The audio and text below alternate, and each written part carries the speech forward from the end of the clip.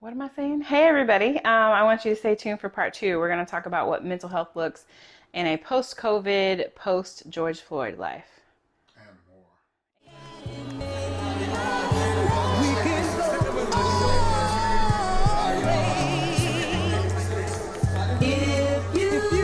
Champion bound to Malcolm X with a pinch of Christ. Catches with the jab, I'm Floyd May, my defense is nice. Crafted by a Mac, I'm embedded to get the cheese. Genius with the beats, this pop art and I move with ease. Genius. Heart cold, apply pressure. We're not getting that on camera. Stop it. My name is Franchon Francis. I'm a licensed clinical mental health counselor, a certified trauma practitioner, and the founder of Healing Your Almond. Tell people about Wellness Tuesday. Wellness Tuesday. Wellness Tuesday was so much fun. So Wellness Tuesday was on Coast 97 with Big B. And we started in May of 2019 because it was Mental Health Month. And Big B is super passionate about making sure the community has access to information and about mental health and wellness and things like that. So he asked me to come on for Mental Health Month. And I said yes. And we did it every Tuesday for a month in May. And then at the end of the month, he was like, we should just keep going. I said, okay. So then we started doing every week, every Tuesday from 6 to 7 p.m. we would talk about wellness. And the cool thing about that is I actually launched a company. I actually launched Healing Your Almond because of my conversations with Big B. I also created Flipping the Couch because of my conversations with Big B about wanting to end the stigma of mental health. So just talking on the air to people and having that interaction with people on the air and off the air and with him really helped me to start thinking about what do I really want to do? What do I want to contribute to the world and especially to communities of color? So, and we talked about Flipping the Couch in more detail with part one. I hope you all check that out. But you're very proud of Flipping the Couch. What are some of the reasons why you're so proud of that event? So for Flipping the Couch, when I started talking about Flipping the Couch, people were like, you're not going to get black people to come. You're definitely not going to get black men to come. Nobody wants to talk about mental health. I don't know why you're doing it at such a big venue, blah, blah, blah, blah, blah. And I was like, okay, bet, I got you. So I literally went out to barbershops and started going to like, where are black men? And how am I going to make sure that black men know that not only are y'all invited to this space, but it is created for you. Like, I want you to be there. People are complaining all the time, black men don't do this, black men don't do that, blah, blah, blah. Here's the reality. Did you invite them? Like, inviting them doesn't mean did you post it somewhere. I'm saying, did you literally go to where they are and say, I want you there. As a black man, I want you there. It's important to me. Your presence means something to me. Did you sincerely say that? Because if you didn't, I'm going to need you to be quiet about the whole black men don't do this, black men don't do that. So I was so proud because we had 160 people. We had medical doctors. We had PhD level people. We had black males. We had gang members. We had young people. We had UNCW students. We had community members. We had grandmothers. We had people from Pender County, Columbus County. It was amazing. We had Spanish interpreters. We had people from the Latin community. To see the diversity in that room was just beautiful. And as soon as there is not a pandemic and we have the opportunity to recreate that diversity, me and my team's got something for you. We're excited. So in part one, we talked about mental health a lot, kind of pre-COVID. I know for just seeking services for myself, it's the landscape has changed. What does therapy look like post-COVID and George Floyd? So I'm going to do the COVID thing first. The nice thing is it's opened up virtual options. So I get to see my clients now. I've got to see their homes. I've got to meet their cousins and their family and things like that because I've been doing video sessions with them. I am now able to provide services to people on the other side of North Carolina. I have a client in Asheville. I have a client in Charlotte. So it's been very interesting in that regard. And also for those of us who are in Wilmington and want to see providers of color, have looked at my directory and feel like none of those are going to work for me. You can also look elsewhere now, as long as it's somebody in North Carolina that's licensed. you could potentially have a therapist that's in Raleigh or Charlotte or Greensboro or, wherever, as long as they're in North Carolina. So virtual therapy is different, and a lot of people don't like it as much, but it is nice to have that flexibility. Like, if I want to have a therapy session and I have people at my house, I can just say, like, hey, I'm going outside, and I can be in my car for an hour and talk to my therapist privately, and not have to worry about driving and not have to worry about all these different things. So that's one difference. And like I said, it's not for everybody, but it at least gives you more options, especially if you're in a smaller city or a rural area. So, why does it have to be someone in North Carolina? Is there law? Does the laws differ for therapy state to state? Yeah, so you have to be licensed in your state. So I am a licensed clinical mental health counselor in the state of North Carolina. So what that means is that whoever I provide clinical services to has to be in North Carolina if I am billing insurance. Now, I will say I do have business clients and individual clients that are outside of North Carolina, but I am not billing insurance, and it's not considered mental health treatment. It's more like a coaching model.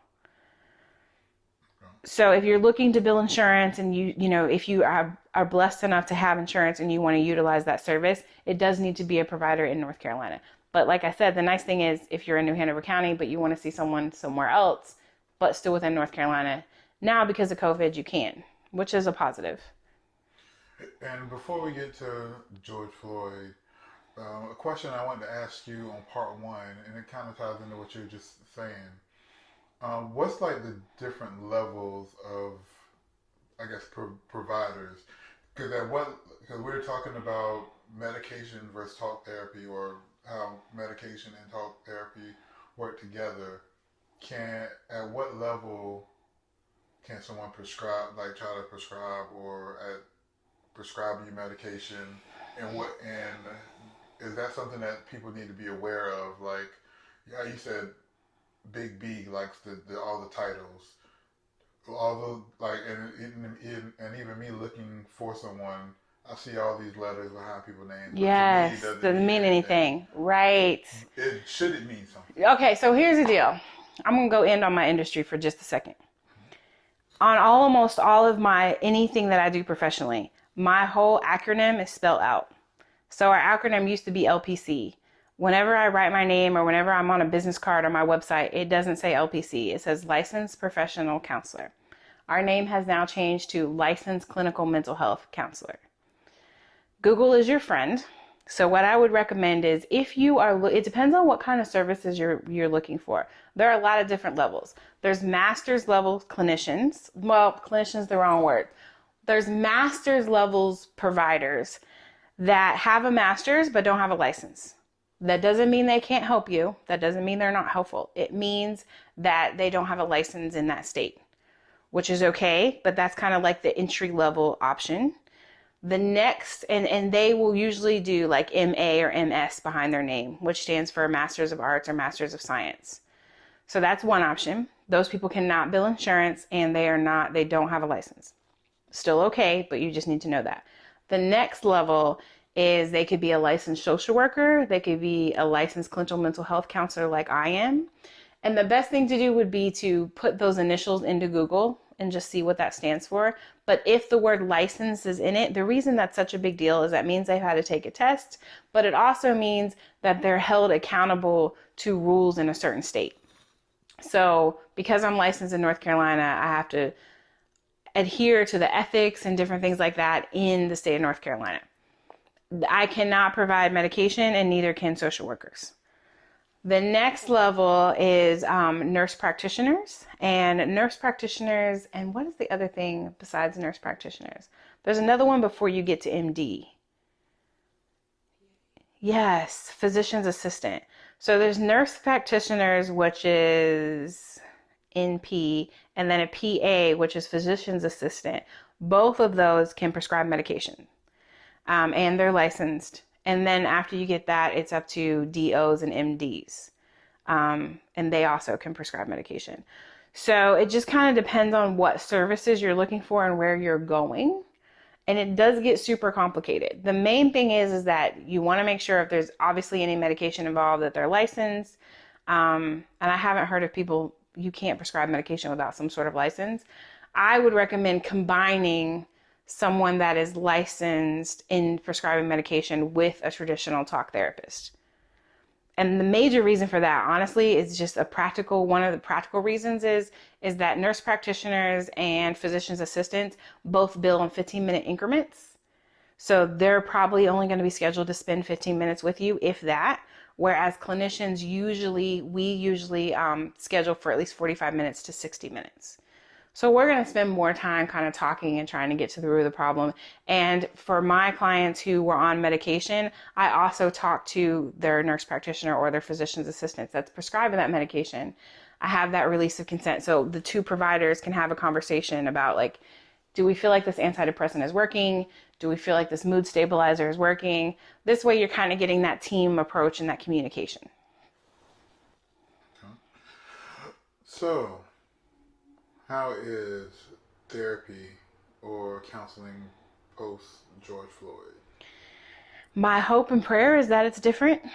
Honestly, I'm going to keep it real. Clinicians should have been aware of this before.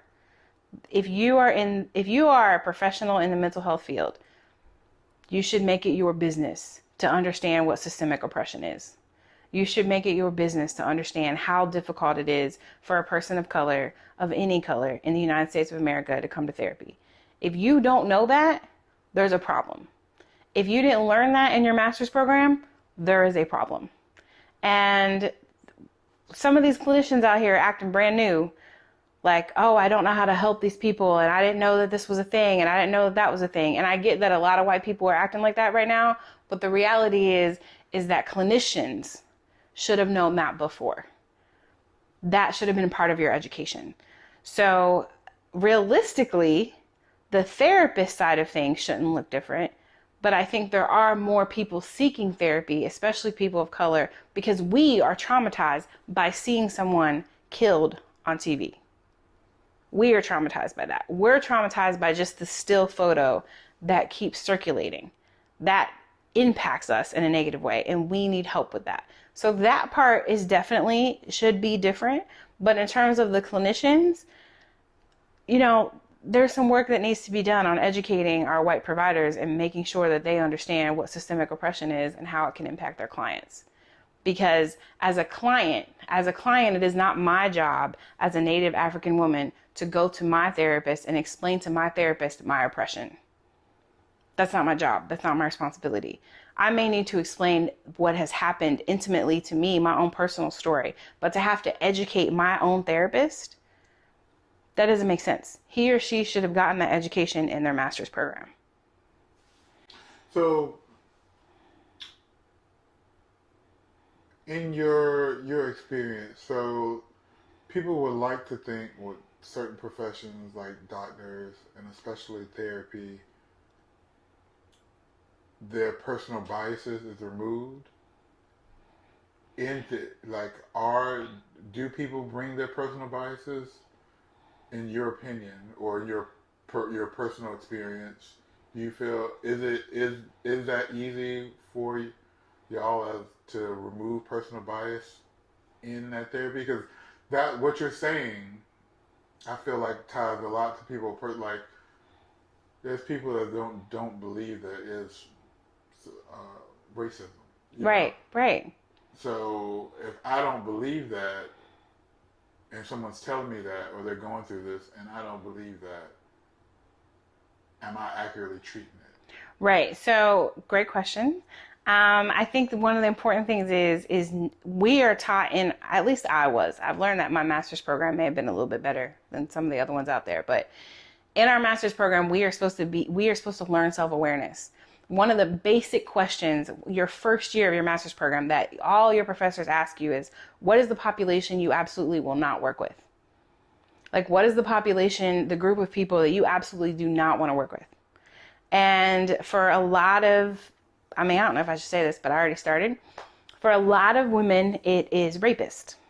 They say that their absolutely biggest fear, a lot of, in my class, it was almost all white women. There was one black female, 2 males, white males, me, and everybody else was white females. And when they asked that question, almost everybody in the class said a rapist. They would not work with a rapist. That's not what I said. I said, I don't want to work with a battered woman. I don't want to work with somebody that's experiencing domestic violence. And the reason I said that is because the rage that I get is just uncontrollable. Like the fact that a woman comes into my office feeling like it is okay that she's property, the fact that that makes me so angry is I can't see straight in order to help her. So if somebody does come into my office and they say that they're actively in a domestic violence situation and they actively are being beaten or they're actively being controlled, I get them through that moment, I get them through that crisis, and then I refer them to someone else because I can't treat them correctly. So it's my responsibility to own that. Similarly, if someone were to come into my office and say that they are triggered by the George Floyd situation and they are now recognizing the racism that exists, let's say in their school system or at work or whatever the case may be, or even in their relationship, and I don't believe that systemic oppression is a thing, I should probably consider either looking into it and teaching myself about systemic oppression or referring that client to somebody else, because not everybody is for everybody. So it's our responsibility as clinicians to be honest about when something's beyond our depth. And there are things that are beyond my depth. There are sometimes eating disorders. One of the things, I don't work well with eating disorders. It's not that I have a problem with people that have eating disorders. It's just not my specialty. My specialty is trauma. I am excellent at trauma. I'm very good at what I do. So I want to work with people that have been traumatized because I know I can help them. If somebody comes into my office and they have an eating disorder, they don't have any trauma, they don't have any of those things, I'm going to probably refer them to someone that can handle that better. So the thing about systemic oppression is that it's impacting so many of us that it's not one of the things that you can say, well, I just don't deal with that. It's probably one of those things that as a clinician, you need to say, okay, it's my job to do that research. It's my job to educate myself. It's my job to figure that out and bring that into my awareness. So when a client comes in with this problem, I can help him or her. So I know you do, as we spoke on the first video, I want to say BYOB, but business to business. Mm-hmm. But like, and even with that and with one-on-one talk therapy, is there like an influx? I would imagine there's an influx of therapy since one, COVID, and two, since Breonna Taylor, George Floyd, right. Hashtag after hashtag. Yeah, I mean, I think there's not as much as I would like to see. I'm afraid it's going to come later because what happens, just to educate you about trauma, when we're in the trauma, it's typically not when we seek services. If your house were to catch on fire right now, you wouldn't call a therapist. You would call the fire department. Then you would call the insurance company. Then you would call the construction guy. Then you would do this and do that. There are all these steps you would do before you move back into your house and then click in your head, oh, maybe I need to get treatment because when I smell smoke, I freak out. Like it would take months until you, if not years, until you get to that place where you're like, oh, I need to seek treatment. So what's happening right now is we as a globe have all been traumatized because of the pandemic. We as a globe, most of us have been traumatized because of Breonna Taylor and George Floyd being killed the way they were killed. So, but we're in it. Our feelings are so raw. Like we're in it right now. As a nation, as a world, we're in it. So we are seeking, some of us are ready to seek treatment. Some organizations are seeking me out to talk about the intersection of racism and trauma, to take care of their employees of color. Some protesters are seeking out therapy and recognizing that they need to go to therapy.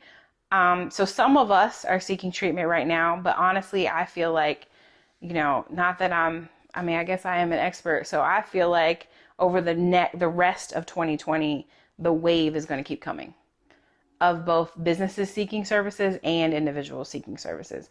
Because when we come back to a place of normalcy, when and if that is the new normal, whatever that is, which is probably not going to be till 2021, that's when people are going to be like, I'm not okay. Like, this is not okay.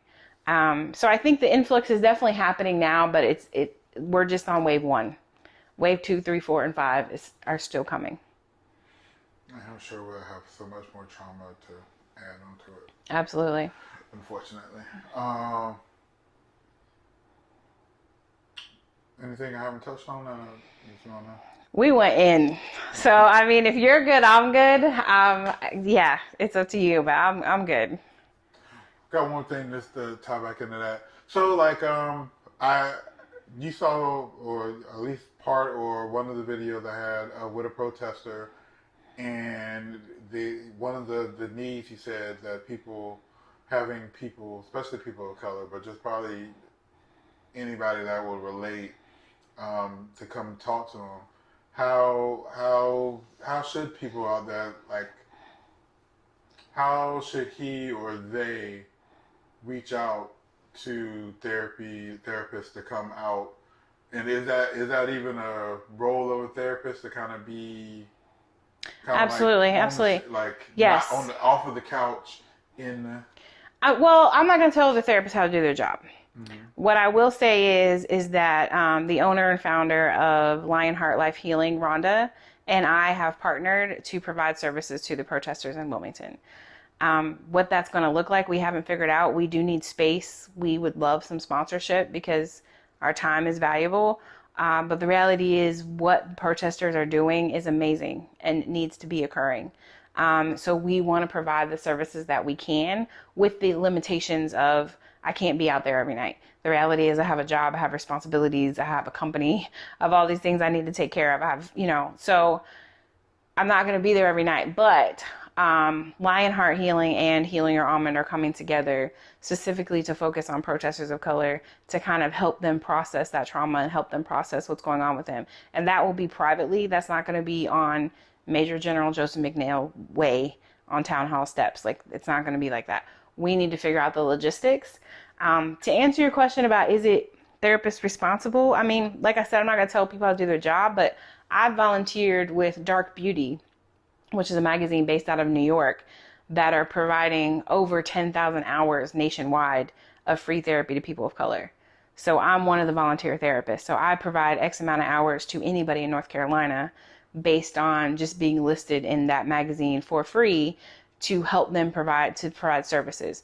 So that's something as a clinician, that's my own personal decision to make. I don't feel comfortable calling out clinicians and saying everybody should be doing that.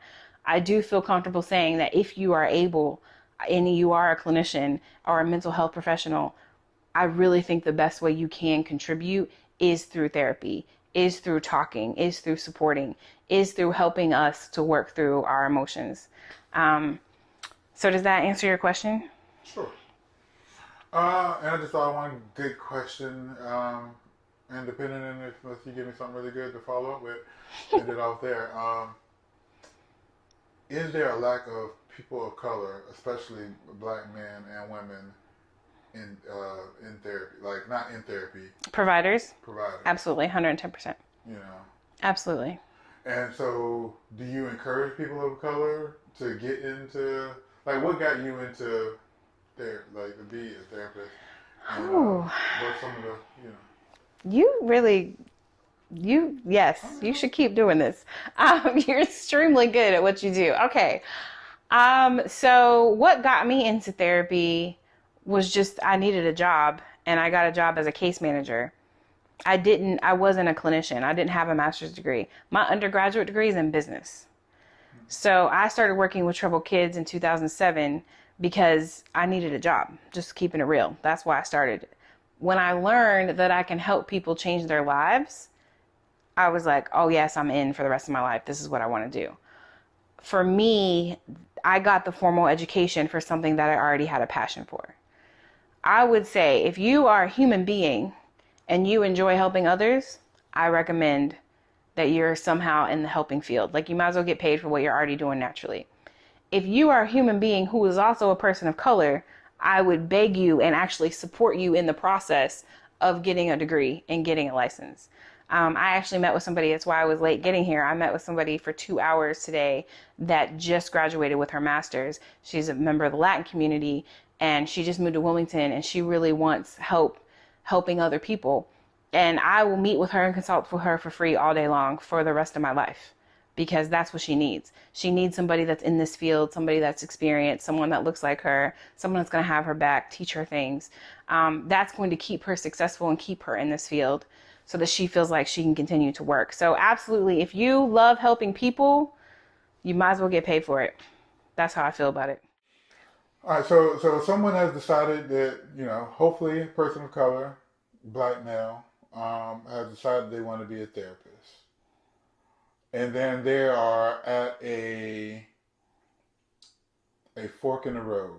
Mm-hmm. And so what would that fork in the road be that we were talking about? So basically, you can make a decision if you want to be clinical or if you want to be research based. So what happens is if you choose to be research based, chances are your job's going to be, in my opinion, a little bit easier. You're going to work for probably a university. You're going to have kind of normal business hours. You're going to make a little bit more money, if not a lot more money, depending on where you choose to work. Whereas if you choose to go into the field and start working with clients one-on-one, you're going to make less money. You may potentially have evening or weekend hours because that's when people can come to therapy. So it's difficult to pick the route of one-on-one therapy, especially if you don't know what you want to do and you haven't had the chance to try both. You might pick that research route because it seems like it would be better because it's more money and because it might be more benefits or whatever. And it might be better. Really, it's about what brings you joy. For me, I need to be in it. I need to have clients. I need to be creating and innovating and meeting people and helping reduce the stigma of mental health. All of those things are super important to me. So if you were to give me, $10,000 more, but force me to be doing research 5 days a week, and I don't get to see clients, I don't get to do events like flipping the couch, I don't get to do interviews like this, I'm reading research all day, every day, that's torture for me. That's not what I want to do. So it's really just about what that person wants to do. Thank you for coming on the red couch. Absolutely. Thank you for having me. So one more time, so tell people where they can find you, all the deets and the information. All the ways. Healingyouromen.com would be probably your best bet. Please subscribe to my newsletter. I promise to only email you once a month. The other option is Healing Your Almond on Facebook or Healing Your Almond on Instagram. And make sure you subscribe. Yeah, we gotta end this because I'm getting silly.